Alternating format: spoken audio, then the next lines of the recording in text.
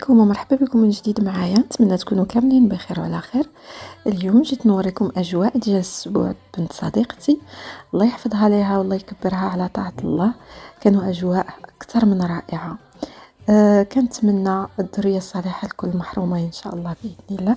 غادي نخليكم مع بعض المقتطفات وغادي نقول لكم الى الملتقى ان شاء الله مع فيديو وفكره جديده. في امان الله.